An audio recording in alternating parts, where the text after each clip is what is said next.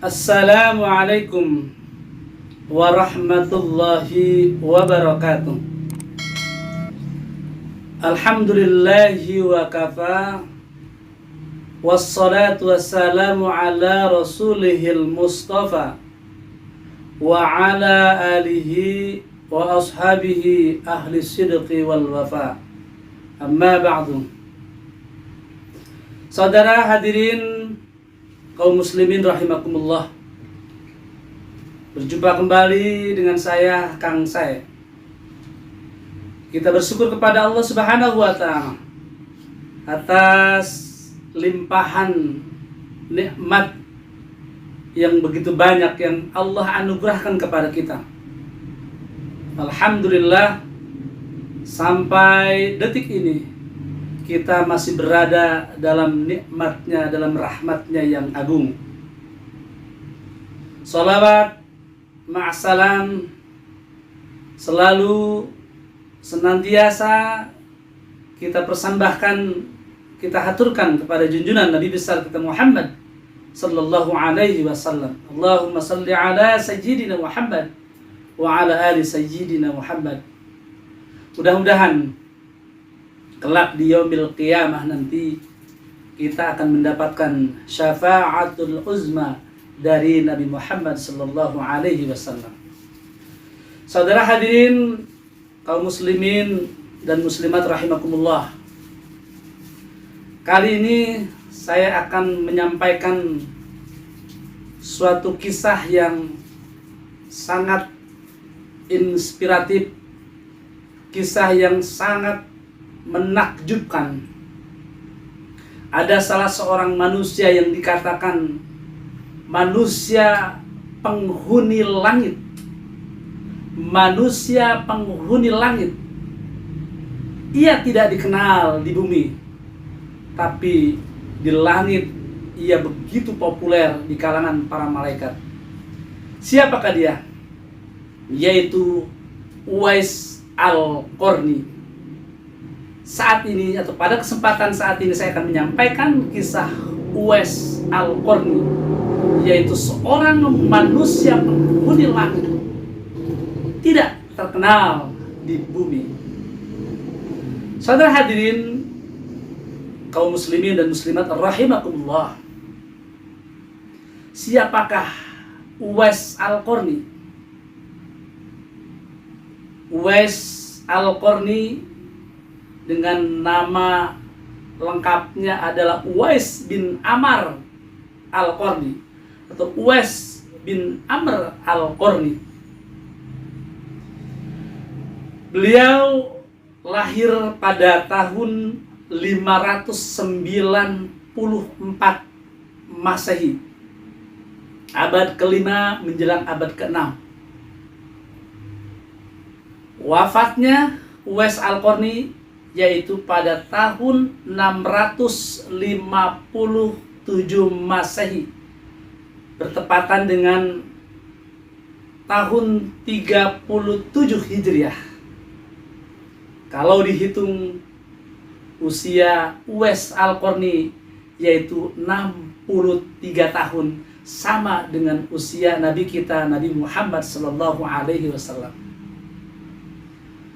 Saudara hadirin kaum muslimin rahimakumullah, Uwais Al-Qarni lahir di Yaman atau berkebangsaan Yaman. Kira-kira ada 450 km jaraknya antara Yaman dengan Madinah. Uwais sejak kecil sudah ditinggal pergi oleh ayahnya. Atau dengan kata lain, Uwais Al-Qarni ayahnya wafat pada saat ia masih kecil, dan ia dibesarkan oleh seorang ibu yang sangat taat beragama. Uwais Al-Qarni adalah seorang manusia, seorang laki-laki yang taat beragama.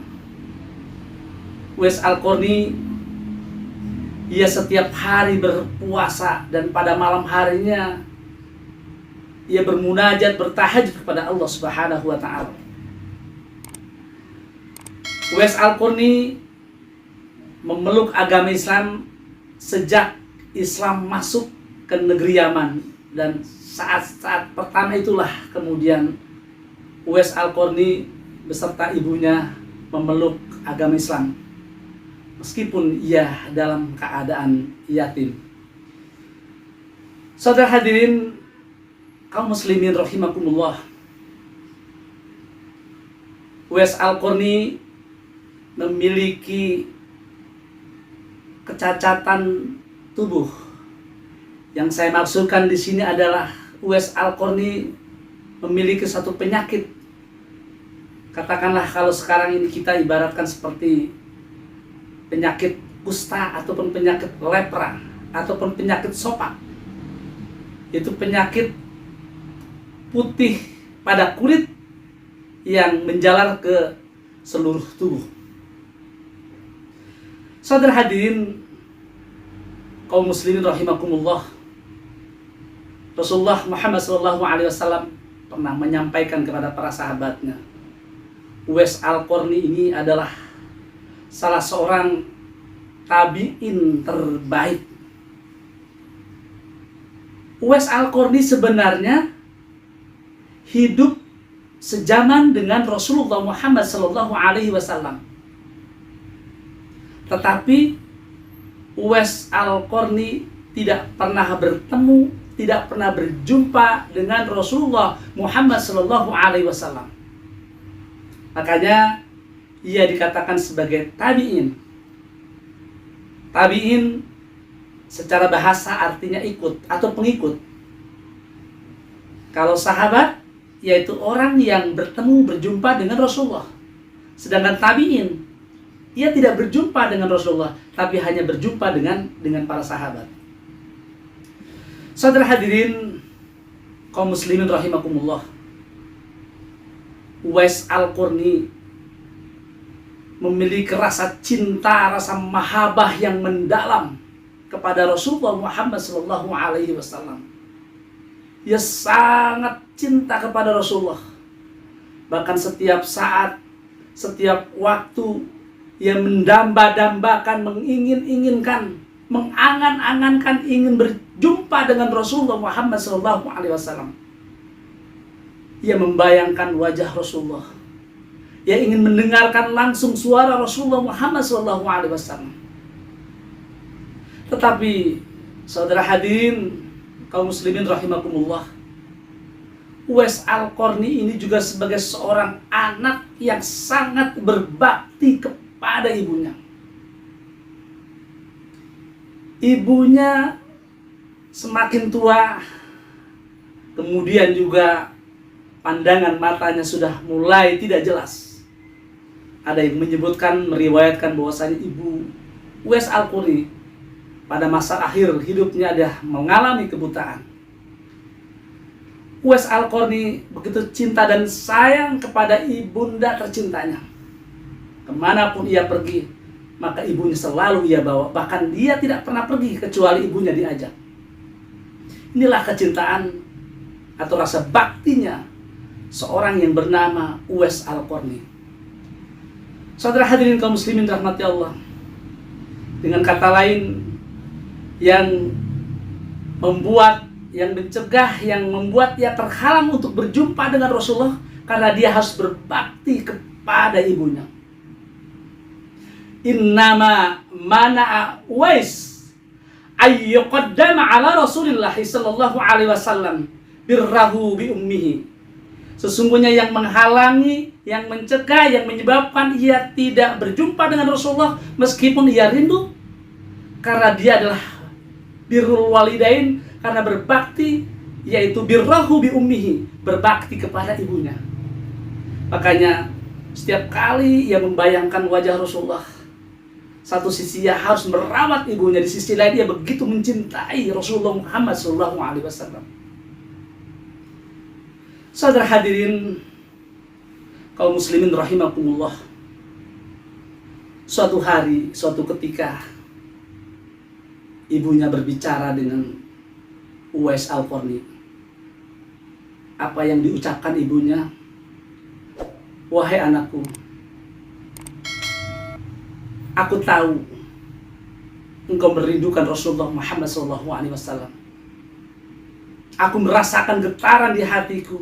Engkau ingin berjumpa dengan Rasulullah Muhammad SAW. Saat ini, aku mengizinkanmu, nak, untuk pergi berjumpa dengan Rasulullah.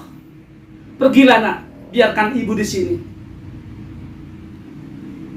Dengan hati gemetar, Uwais Al-Qarni merasakan, membayangkan wajah Rasulullah Muhammad SAW. Meskipun di sisi lain ia harus memikirkan dan membayangkan pula bagaimana nasib ibunya ketika ia harus pergi. Akhirnya ia putuskan, karena ibunya sudah merestuinya, Uwais Al-Qarni memutuskan untuk berjumpa dengan Rasulullah Muhammad SAW. Tentu saja, saudara hadirin kaum muslimin rahimakumullah, Uwais Al-Qarni menyiapkan segala kebutuhan, keperluan untuk ibunya selama beberapa hari ia tinggalkan. Bahkan ia juga menitipkan kepada para tetangganya bahwasanya memohon untuk dijenguk, memohon untuk ditengok saat-saat ia tidak berada di sisinya. Saudara hadirin kaum muslimin rahimakumullah, berangkatlah Uwais Al-Qarni dari Yaman menuju Madinah. Saat itu, saat Nabi sudah berhijrah dan Nabi saat itu sudah berada di kota Madinah. Apa yang terjadi, saudara hadirin kaum muslimin rahimakumullah? Saat ia datang ke rumah Nabi kita, Nabi Muhammad SAW, ia mengetuk pintu dan mengucapkan salam. Dan yang membuka pintu yaitu Siti Aisyah, yaitu istri tercinta Rasulullah Muhammad SAW. Lalu disampaikan oleh Siti Aisyah bahwasanya Rasulullah tidak ada di rumah, dan saat itu dikisahkan Rasulullah sedang menjalani atau sedang melakukan sebuah peperangan.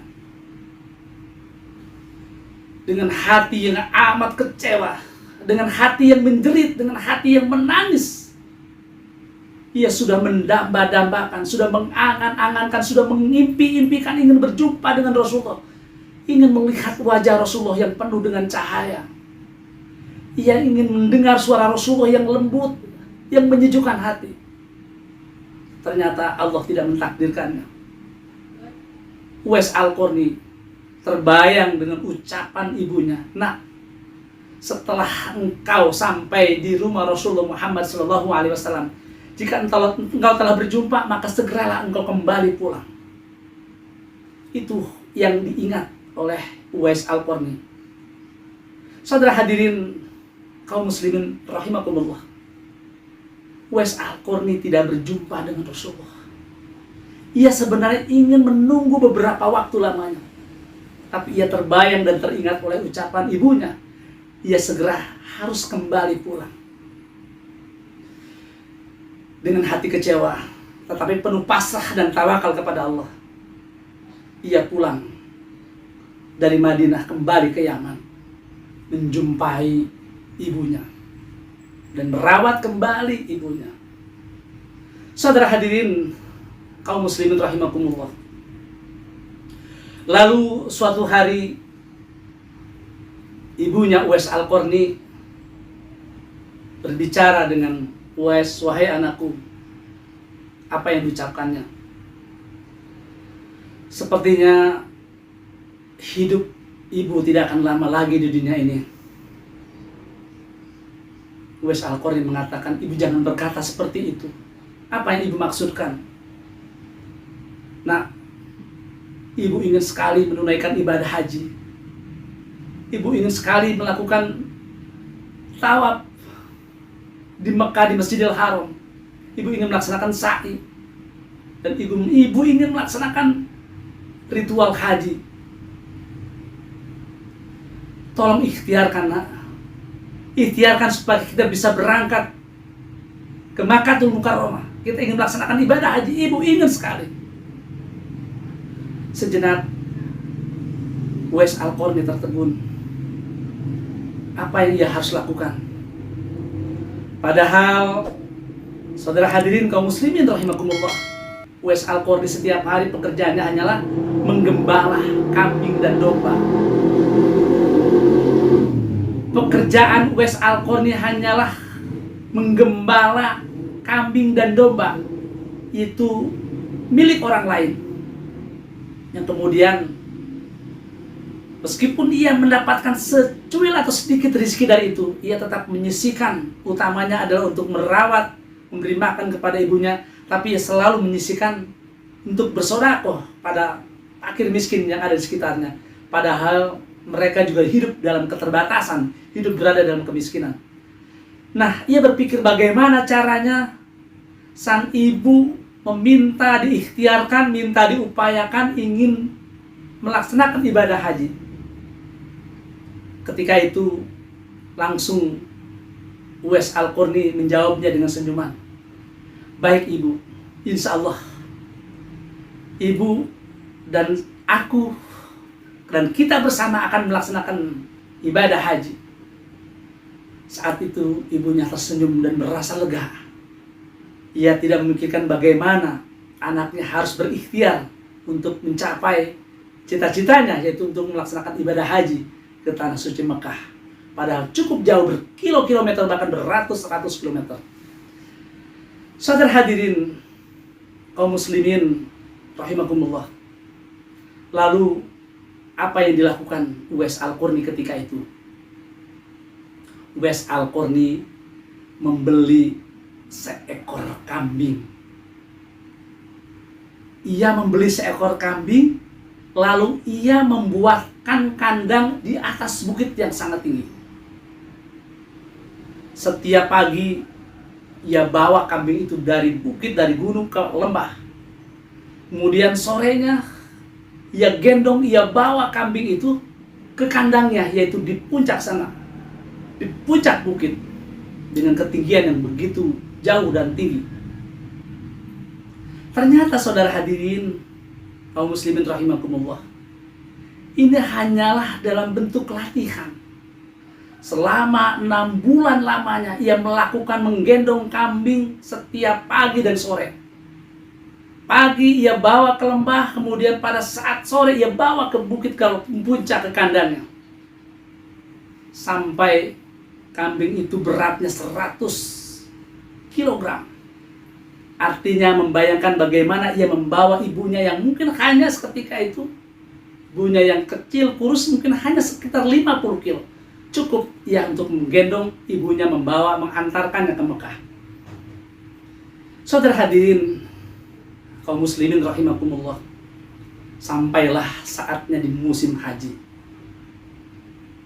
Uwais Al-Qarni berangkat membawa, menggendong ibunya di punggungnya, yaitu melaksanakan ibadah haji dari Yaman ke Madinah atau ke Mekah yang saat itu beratus-ratus kilometer. Saudara hadirin kaum muslimin rahimakumullah, tentu saja kita tahu bahwa di Jazirah Arab begitu panas ketika siang, terik matahari begitu membakar, mungkin sampai membelah kepalanya, sampai mengelupas kulit, pori-pori kulitnya karena begitu panasnya. Kemudian ketika malam, rasa dingin yang menghujam sampai ke jantungnya. Tapi ia merasakan bahwasanya ia menggendong ibunya, ada satu energi yang membangkitkan, yang membuat ia semangat. Begitu merasakan asik, ia menggendong ibunya, membawa ke Makkahul Mukarramah. Saudara hadirin kaum muslimin rahimakumullah, satu hal yang sangat menakjubkan, ini memberikan sebuah inspirasi buat kita. Ketika di hadapan Baitullah, di hadapan Ka'bah, apa yang diucapkan oleh Uwais Al-Qarni? Uwais bermunajat dengan tetesan air mata, ya Allah, ampunilah dosa-dosa ibu hamba ya Allah, maafkan kesalahannya ya Allah, masukkan ia dalam surgamu ya Allah. Sambil berurai air mata, Uwais Al-Qarni bermohon di hadapan Ka'bah, memohon kepada Allah keampunan untuk orang tuanya, untuk ibundanya tercinta. Lalu saudara hadirin kaum muslimin rahimakumullah, Ibunya sambil mengusap bahunya, mengusap punggungnya sambil dia mengatakan, "Wahai Uwais anakku, mengapa engkau tidak berdoa untukmu, nak? Mengapa engkau tidak berdoa untukmu? Mengapa engkau hanya berdoa untuk ibumu?" Lalu Uwais Al-Qarni mengatakan, "Wahai ibu yang amat sangat aku cintai, jika Allah telah mengampuni dosa-dosamu, jika Allah telah ridho terhadap engkau yang kau dimasukkan ke dalam surganya Allah, maka dengan kata lain bagiku sangatlah mudah. Dengan keriduan wahai ibu, aku bisa masuk dalam surganya Allah Subhanahu wa ta'ala." Saudara hadirin kaum muslimin rahimakumullah, begitulah seorang baktinya Uwais Al-Qarni. Makanya dikatakan dalam satu keterangan, "Inilah a'lamu amalan aqrabu ilallah azza wa jalla min birral walidati." Artinya apa?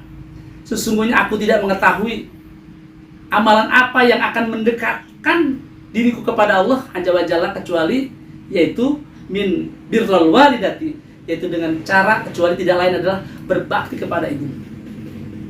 Berbakti kepada ibu ada satu-satunya cara kita untuk mendekatkan diri kita kepada Allah Subhanahu wa ta'ala.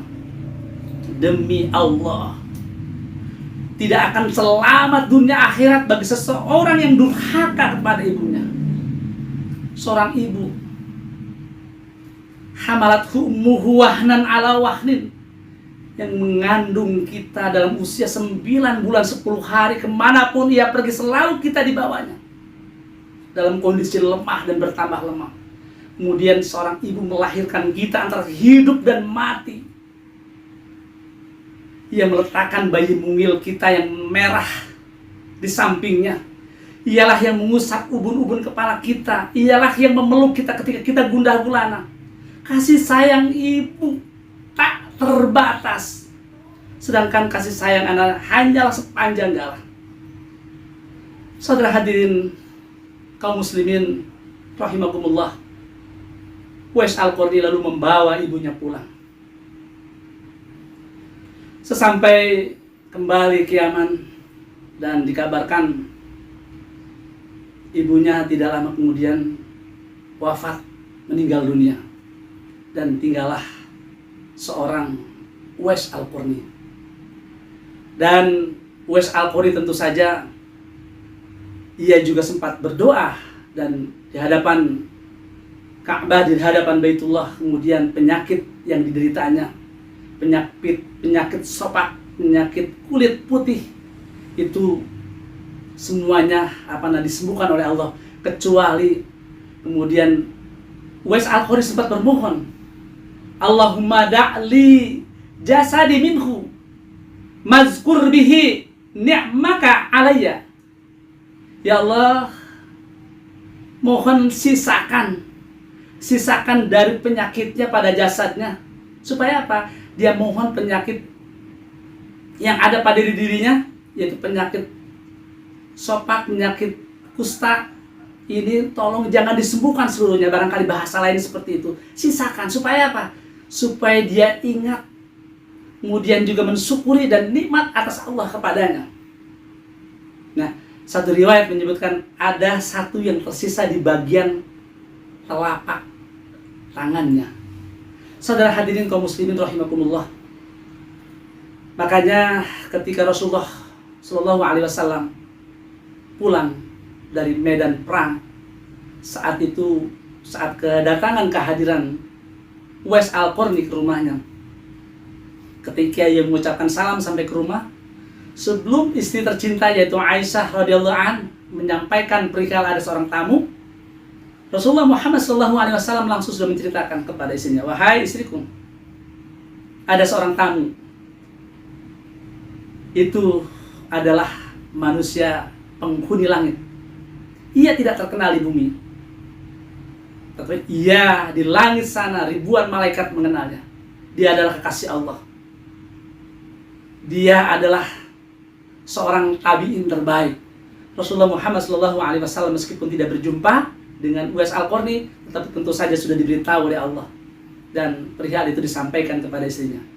Kemudian disampaikan kepada para sahabatnya, yang saat itu adalah ada Umar dan Ali. Wahai Umar, wahai Ali, suatu hari nanti jika engkau berjumpa dengan Uwais Al-Qarni, bahkan engkau harus menjumpainya, lalu engkau mintalah istighfar, mohonkanlah ampun kepadanya, mohonkan ampun kepada Allah melalui doa-doanya. Rasulullah Muhammad SAW sudah menyampaikan kepada Umar dan Ali. Saudara hadirin kaum muslimin rahimakumullah, setelah ibunya wafat, kemudian Uwais Al-Qarni kembali melaksanakan ibadah haji. Meskipun saat itu tentu saja Rasulullah Muhammad SAW, ia sedih memang, tetapi bentuk kecintaannya. Satu hal mungkin yang belum saya sampaikan, suatu ketika disebutkan bahwasanya Rasulullah ketika selesai perang Uhud, ia mengalami luka, bahkan ada bagian gigi yang patah akibat perangan Uhud. Lalu berita itu sampai kepada Uwais Al-Qarni yang ada di Yaman. Saat itu Uwais Al-Qarni mengambil sebuah batu, sebongkah batu yang besar, lalu ia membenturkan batu itu ke bagian giginya, sehingga giginya juga patah.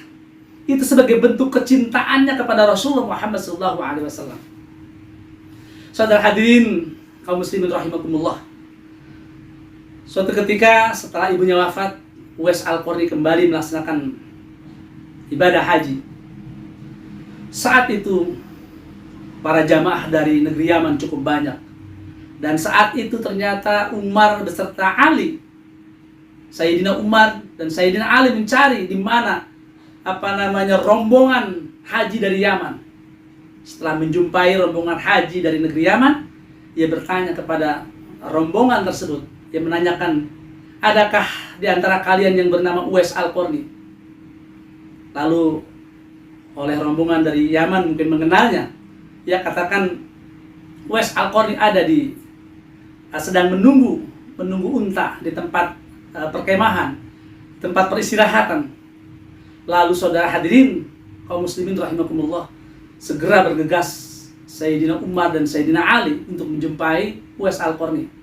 Ternyata Uwais Al-Qarni saat itu sedang melaksanakan sholat. Setelah selesai sholat, lalu Uwais Al-Qarni menjawab salam. Setelah salamnya tadi tidak terjawab, karena pada saat itu Uwais Al-Qarni sedang melaksanakan sholat. Diucapkan salam, lalu Sayyidina Umar dan Sayyidina Ali bertanya, wahai, apakah engkau yang bernama? Siapakah namamu? Tidak begitu. Siapakah namamu, wahai saudara? Uwais Al-Qarni menjawab, saya adalah Abdullah. Dan ini membuat Umar dan Ali tersenyum dan tertawa.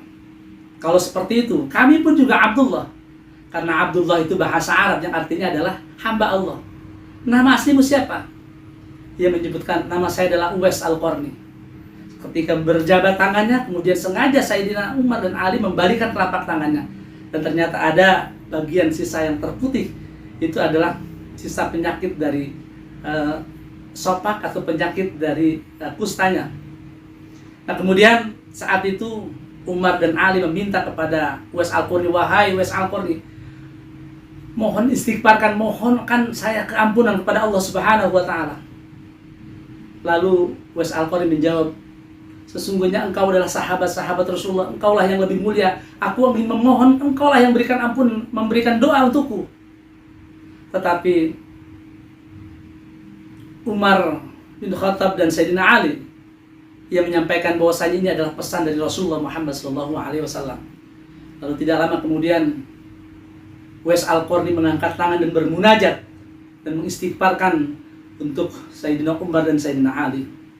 Setelah selesai berdoa, kemudian Uwais Al-Qarni diberikan hadiah. Ia dimohonkan kepada Uwais Al-Qarni untuk menerima hadiah yang diberikan oleh Sayyidina Umar dan Sayyidina Ali, yang diambilkan dari Baitul Mal untuk Uwais Al-Qarni. Tetapi saudara hadirin Kaum muslimin rahimakumullah, Uwais Al-Qarni menolaknya dengan penuh kelembutan.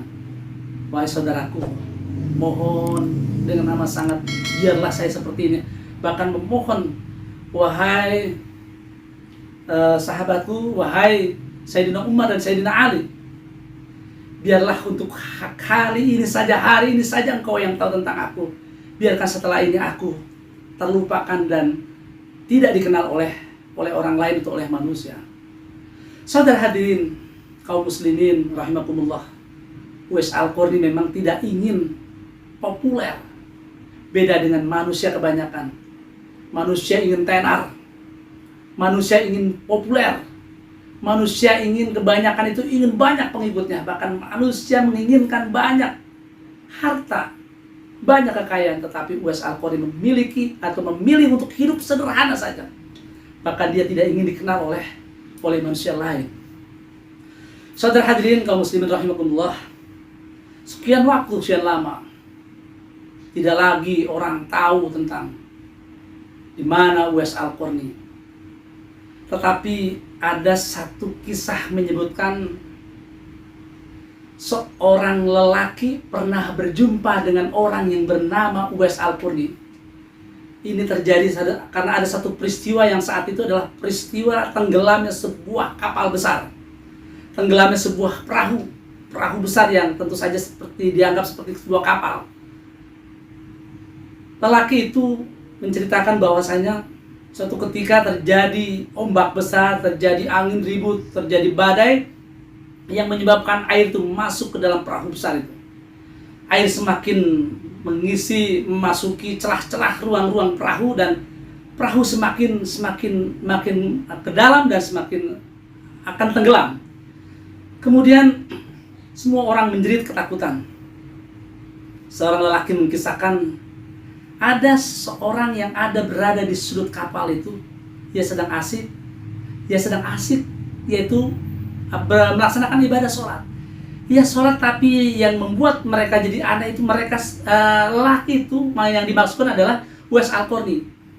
Sholat di atas air sungguh menakjubkan dan membuat mereka penumpang kapal itu merasa heran. Setelah itu selesai sholat, wahai saudara, wahai tuan, kemudian ia menoleh kepada yang memanggilnya, ada apakah saudara? Tidak lihatkah engkau bagaimana kapal ini hendak tenggelam? Tolonglah kami, wahai saudara. Kemudian mereka menginginkan para penumpang kapal yang hampir tenggelam itu, ya Allah, atas nama Allah, kemudian engkau yang dimuliakan oleh Allah, engkau yang ahli ibadah, engkau yang dekat dengan Allah, wahai waliullah, tolonglah kami yang dalam keadaan sulit seperti ini. Kemudian Uwais Al-Qarni meminta, keluarlah dari kapal. Sebanyak kurang lebih 500 orang disuruh keluar dari kapal. Jangan lupa ucapkan bismillah. Satu hal yang sangat heran dan menakjubkan, setelah keluar dari kapal, itu seolah kenyataan berjalan di atas air, dan semuanya tidak ada yang tenggelam, sementara kapalnya makin tenggelam dan tenggelam. Uwais Al-Qarni kemudian mengatakan, wahai saudara-saudara, biarlah kapalmu yang tenggelam asal kalian selamat. Hendak kemanakah kalian? Kami hendak ke Madinah. Kemudian orang-orang bertanya, siapakah engkau?